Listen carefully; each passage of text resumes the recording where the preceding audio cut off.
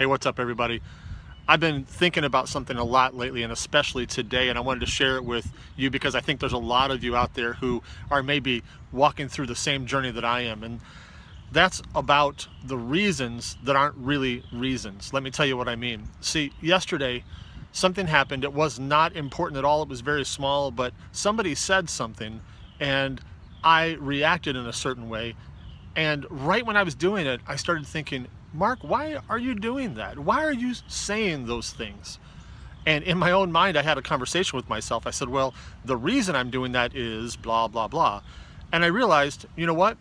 My reason is actually not my reason.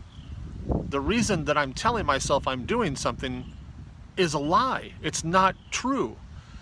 And of course, I wanted to run away from that thought right away because that was really uncomfortable. But God encouraged me to stay there and to think about it. And as I thought more and more about my reasons that are not reasons, I realized that a lot of times all of us, myself included, deal with situations that we're uncomfortable with by coming up with a reason that we can feel good about rather than perhaps the truth. For example, we might be afraid of something, and instead of admitting that we are afraid, we instead decide that we think that that thing is dumb or that thing, there's something wrong with it. Because when we do that, we don't have to face our fear or admit to anybody that we're afraid. Or maybe we've gotten hurt by something in the past, and when something similar comes up again, we react a certain way, and the reality is the thing that's happening right now is not actually related to or have anything to do with what happened in the past, but we've brought that reason forward and applied it to what's going on now. And so our reasons are not really our reasons, but we're more comfortable with that than we are with reality.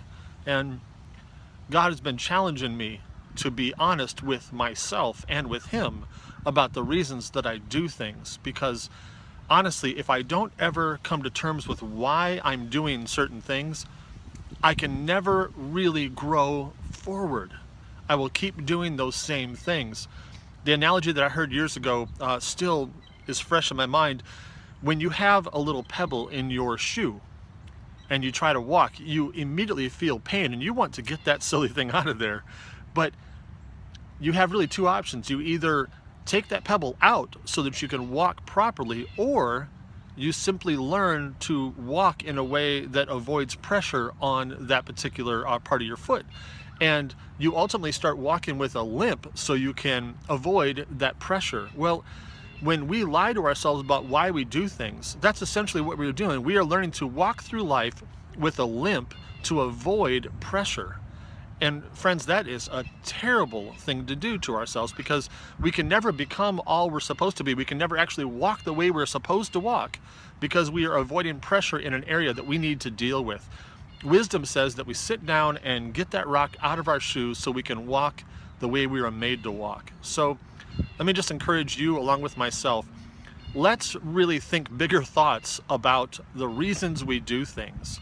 Maybe today you're not quite ready to actually tell somebody else, but maybe you can start today with telling yourself why you react to those situations the way you do. Tell yourself the reason that you stiff-arm people in certain situations, or why you say the words you do. Because when you learn the truth about why you're doing things, you really can find the next step to become the best version of you that God has made you to be. So let me encourage all of us together, start finding the real reasons why we do things so that we can grow. Have a great day. I love you guys.